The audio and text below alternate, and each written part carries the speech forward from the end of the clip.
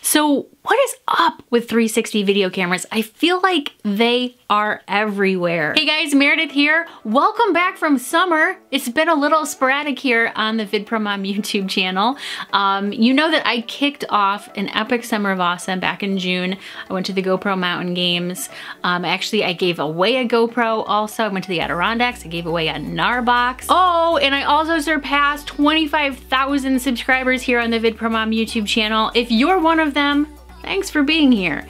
If you're not yet, then you should go ahead and subscribe right now. I still have a ton of footage to edit from over the summer, including a video from a trip to an animal adventure park where I met a very mouthy donkey. On that trip, I was actually using a brand new camera. I was using a 360 camera from Rilo. Rilo sent me that camera so I could check it out and post a review for you guys here on my channel. And I'm not posting that review today. That's not what this video is about. In this video, I want to kick off a little bit of a 360 series because 360 videos have sort of, they're not new, right? But I feel like all of a sudden, everybody and their grandmother is like manufacturing a 360 camera right now. So over the next few weeks, you're gonna see a few videos from me related to my Rilo review, a Rilo tutorial, you know, editing 360 footage and things like that. And if you're at all interested in that kind of thing, make sure you hit subscribe, tap the little bell icon so I can ring you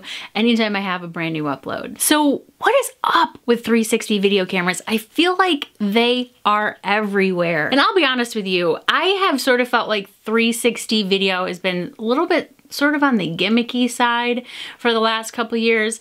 I borrowed a Ricoh Theta, I think that's what it was called, from a friend a couple years ago just to kind of check it out.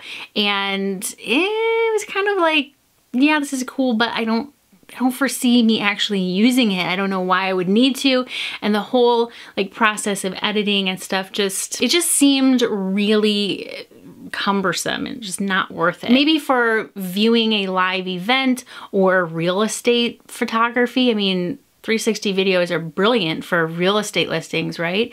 Or of course for virtual reality, but I don't do any of that stuff. It really wasn't until GoPro released their 360 camera last year, the Fusion, that I could sort of start to see how the concept of shooting everything that's going on around you, around the camera, and then deciding later what you want to actually have in the frame of your video. You know, I was like, okay, that's a little different. That's a little different. I kind of like that. But it wasn't until I actually used a 360 camera, the Rilo and the Rilo app, that the whole concept kind of like really made sense to me. And to be honest, it kind of blew my mind. But it's what you do after you shoot your 360 footage that is really mind-blowing, because you're shooting everything around you, up, down, left, right, all around, and then in the app or in the software, you know, depending on what camera you're using, you decide what you're gonna have in your actual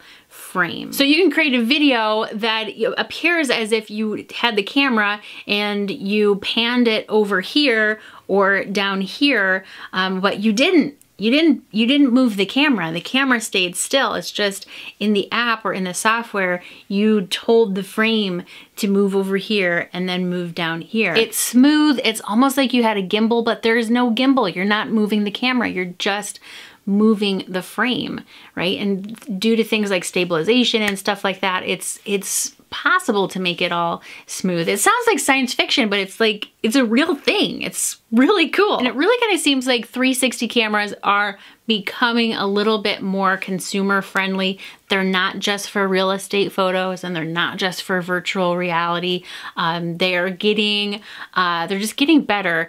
All of the camera models that are out there right now for the 360 cameras are constantly updating themselves, like with firmware updates and things like that. And speaking of the 360 camera models that are out right now, there are a ton, but some of the ones you may want to look at if you're thinking about getting into like the consumer level 360 cameras, obviously the Rilo. Like I said, I'm going to publish a review, but it is fantastic. I really like it. The GoPro Fusion is also an option. Samsung makes a 360 camera. Ricoh Theta V, is it a V or a 5? I really don't know. There's the Garmin Verb, and I mean, even Kodak is in on this game. I told you everyone and their grandmother is in on the 360 game. I put links down in the description to all of the cameras that I just mentioned. Of course, I have only used the Rilo, so I cannot vouch for any of the other cameras. I just know from doing a lot of research, and by research, I mean watching review videos and reading reviews online. There are some kind of like better options out there. So I'm gonna list those below for you. Before you go and buy any 360 camera, I really urge you though to look at everything and make sure you're comparing apples to apples, because the editing part of the 360 videos is going to make a huge difference in your overall experience. So just make sure that the whole experience of using the camera is sort of seamless as far as shooting and then actually creating a video that you can share. The other thing to look at too is some cameras are shooting in 4K and some aren't. There's a huge gap in the pricing from like $700 on down to $100. That's a pretty big gap. And so when you look at those, it's like, what? How could they be so different? You have to compare apples to apples. Look at the apps and the software that come with the cameras. Look at the resolution and the frame rates and things like that that are available as well. So there you have it. Should you buy a 360 camera right now today? I would say, yeah, if you want to check them out, you're interested in it, you like gear and gadgets and cameras and stuff like that, and if you have the budget for it, then check out 360 cameras that are out there right now, or just keep your eye on 2019 and 2020 when I think they're going to get easier to use, they're gonna get better, and they're probably gonna be more affordable. Hey, let me know down in the comments, do you have a 360 camera? Let me know what brand you have. Let me know about the app that comes with it. Is it easy to use? Do you like it? Or is it a pain in the butt? Let me know. Give me like a little mini review down in the comments. That helps me know what to look for, what to look at when I make purchase decisions, and you know, when I'm thinking about content to create in the future.